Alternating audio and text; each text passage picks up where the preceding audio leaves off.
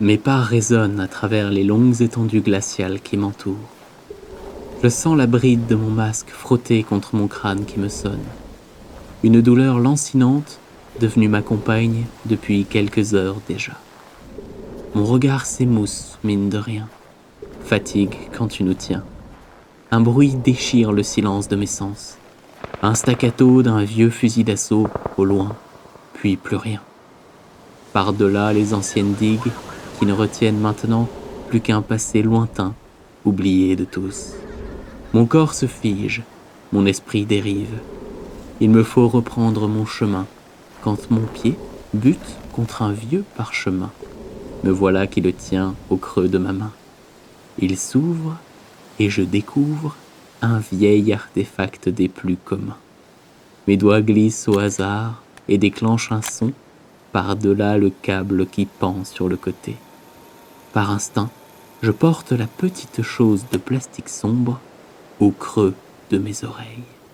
Et c'est là qu'une voix s'éveille. Salut à tous, je suis Tackline, la ligne tactique, et bienvenue sur Under Survival Podcasting. Aujourd'hui, on va tenter d'expliquer ce qu'est le survivalisme, mais surtout pourquoi il demeure un éternel incompris auprès du grand public. Pour ce faire, commençons par la définition en sortant un bon vieux Larousse.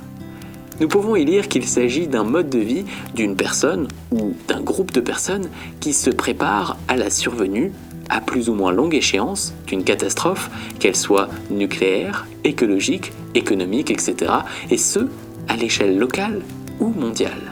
Les nouvelles formes du survivalisme, incluant autosuffisance, solidarité et débrouillardise, recouvrent aujourd'hui des réalités et des idéologies très variées, et sont regroupées sous le terme de néo-survivalisme. L'idée principale de cet épisode, c'est de sortir des clichés et de l'imagerie populaire qu'on a de ce mouvement. Clichés qui d'ailleurs s'éloignent énormément de la petite définition du dico qu'on vient de voir. On va donc éviter de sortir les conneries habituelles. On ne parlera pas de bunkers, de personnes armées jusqu'aux dents, de l'extrême droite radicale, de complotisme, de reptiliens ou de la certitude d'un effondrement de nos sociétés à cause des extraterrestres. Ce sont malheureusement des propos que l'on va entendre dans la plupart des émissions qui parlent de notre sujet. On se retrouve bien souvent avec un simple reflet peu profond, approximatif et déformé de ce qu'est vraiment le survivalisme.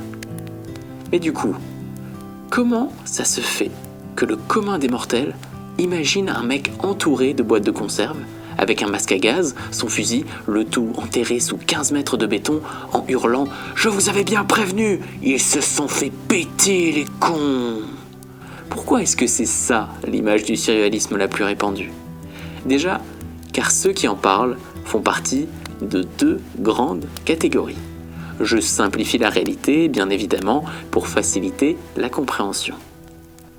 Ainsi, on a d'un côté les personnes qui sont dans le mouvement, et de l'autre ceux qui sont à l'extérieur et qui en parlent de loin. Les premiers font donc partie de cette communauté. Et comme tout domaine spécialisé, ils auront tendance à utiliser un langage spécifique en parlant de DC, de Bob, de Bad, de BOV, DTOM, KISS, REC, D5C, D3L, D3S, etc., etc. Ce sont des abréviations qui permettent à ceux qui les connaissent d'aller plus vite dans leurs échanges, mais qui rendent hermétique la venue de novices qui doivent donc apprendre pour pouvoir communiquer. Le nouveau venu risque de ne pas comprendre quand un survivaliste parle de son univers, si ce dernier utilise un jargon propre au domaine sans le définir. C'est un souci qui n'est pas l'apanage de ce milieu. Le corps médical utilise des mots complexes, OBVA, AVP, ACT, les militaires également, avec les faux mecblots, castres, panazes, etc. Finalement, dès qu'il y a communauté, rassemblement d'humains, eh bien un langage spécifique se développe. Sauf que nous sommes dans une société de la rapidité. Du tout de suite et maintenant. Les spectateurs du net ne veulent pas avoir à chercher pour comprendre. Si le discours n'est pas clair, limpide et simple, ils vont juste passer à autre chose. Bien évidemment, je fais des généralités pour faire comprendre ce que je raconte plus facilement. Tous les viewers ne sont pas comme ça, tous les survivalistes non plus, bien entendu. Autre point concernant cette première catégorie, c'est la part belle à un phénomène de freak show, ou la course à l'audimat. Toujours plus de vues, toujours plus d'abonnés, toujours plus d'attention. Il est plus tentant de mettre en avant les excès et les débordements d'un mouvement, vu que nous avons tendance à plus facilement réagir au négatif qu'au positif. D'un point de vue de l'évolution, le risque est synonyme de mortalité. Il est donc plus facilement pris en compte.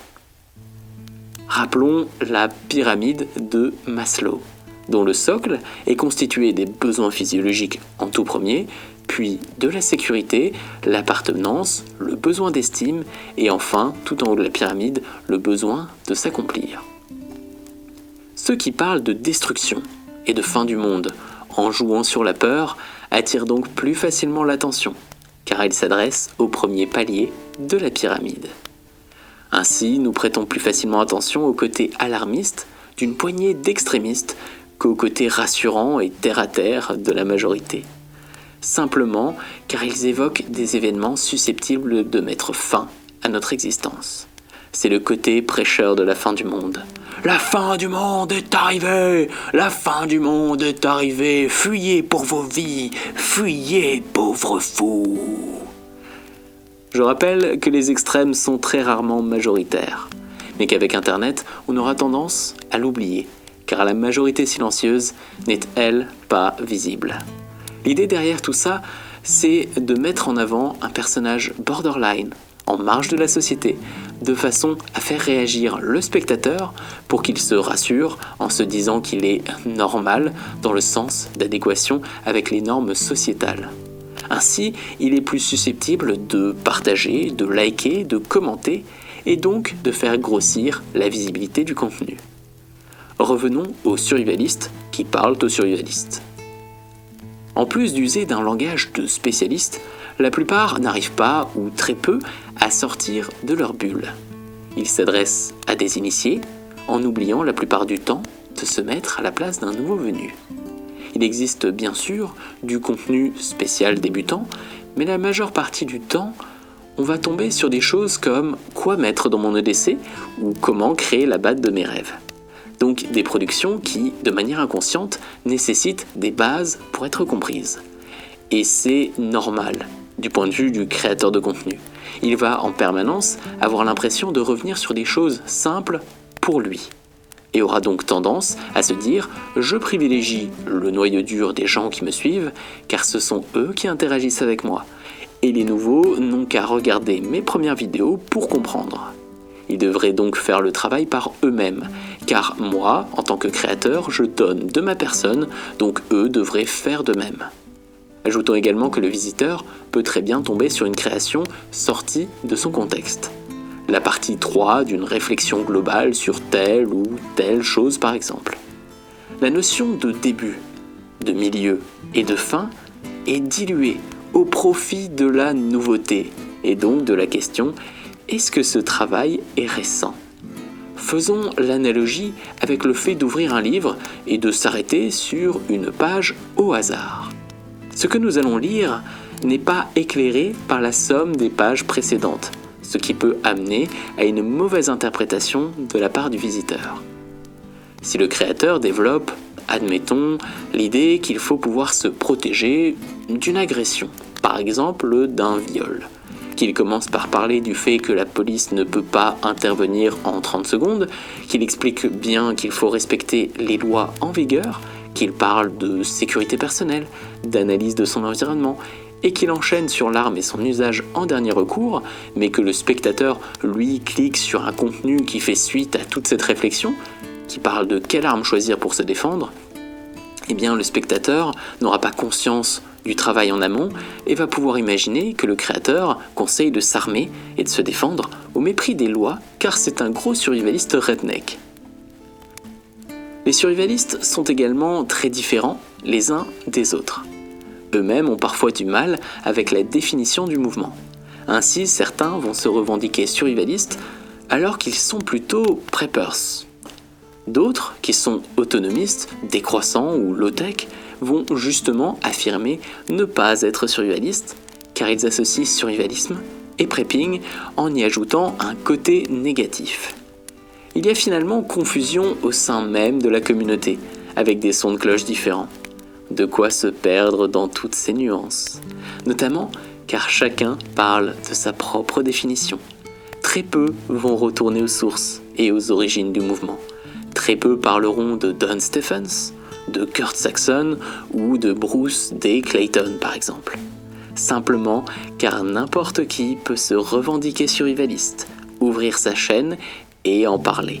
Il n'y a pas besoin d'être un expert reconnu du domaine, pas besoin d'expérience, ni même d'être bon là-dedans. Regardez-moi. C'est le revers de la médaille de la démocratisation de l'information, où n'importe qui peut percer indépendamment de sa qualité ou de ses connaissances. Un ensemble de facteurs, non exhaustifs, qui peuvent mener à une vision déformée du mouvement.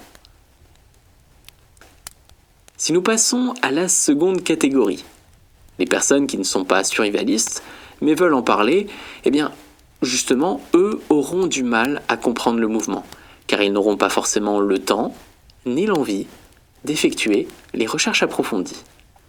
Ils risquent donc de se baser sur les premières propositions de contenu, rappelons l'effet freak show, donc des contenus qui ne sont pas le reflet de la majorité, ou bien se baser sur tel ou tel survivaliste, qui est en réalité plutôt un preppers.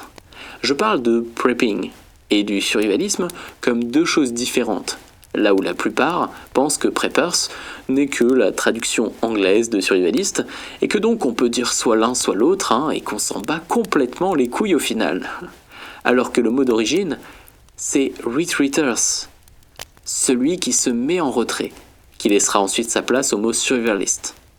Personnellement, je définis un preppers comme un individu se préparant à la fin du monde. Donc quelqu'un qui est très spécialisé sur un scénario de type macro, comme une rupture de normalité globale et totale. Par exemple, se préparer à la fin du monde provoquée par une pandémie, comme le Covid-19 par exemple. Ainsi, chaque preppers choisit selon sa propre sensibilité ce qu'il pense être la fin du monde et s'y prépare. Il envisage donc un seul cas de figure et travaille dessus pour y survivre. C'est un point de vue spécialiste qui va optimiser sa façon de réagir à la situation car il estime que c'est la chose la plus probable qu'il va arriver. Bien entendu, il y a des nuances au sein même de la nuance. Et certains preppers vont se préparer à différents scénarios, contrairement au classique mono-scénario de fin du monde. Ce qu'il y a de commun chez les preppers, c'est cette notion de rupture de la normalité globale et totale. Pour un preppers, la société telle que nous la connaissons va forcément dysfonctionner à un moment ou à un autre. Il ne s'agit que d'une question de quand.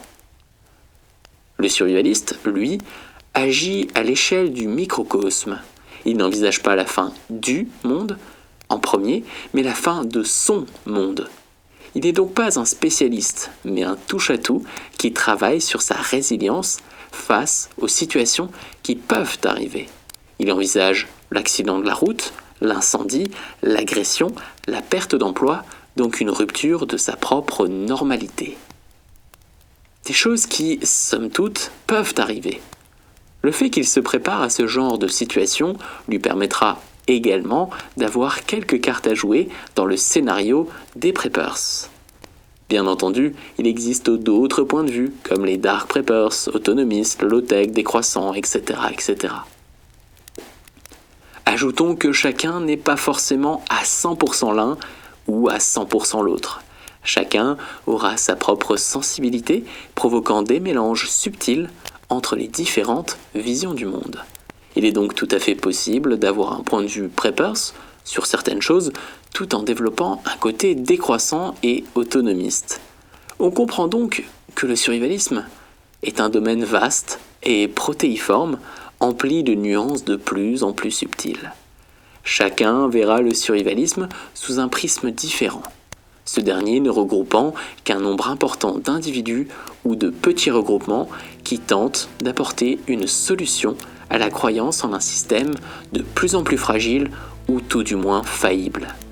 Ma propre définition n'est pas la vérité absolue. Elle aussi n'est que la résultante de mes propres expériences et de mes propres œillères. Qu'importe notre point de vue. Pour moi, le cœur du survivalisme réside dans le fait de dépasser ses limites, ses peurs et sa zone de confort, devenir quelqu'un de meilleur chaque jour, aller de l'avant, s'aider soi-même pour aider les autres. La préparation à la situation de crise n'est qu'une excuse pour nous pousser vers le haut.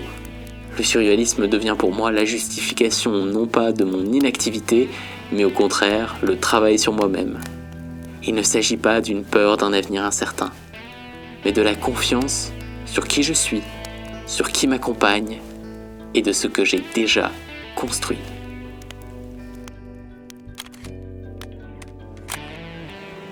La petite voix dans ma tête semble s'être arrêtée, tout comme l'horrible machine de mort par-delà les digues du Nord.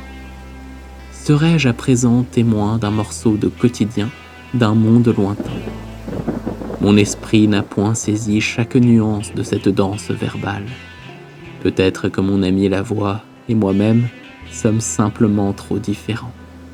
Quoi qu'il en soit, me voilà qui me dresse avec maladresse pour reprendre la route. La peau de ma main plaquée contre l'épaisse poignée de métal froid et hurlant qui colle à ma ceinture comme un gardien à son troupeau. Je glisse le petit enregistrement au fond d'une poche et me hisse avant de disparaître à travers le blizzard.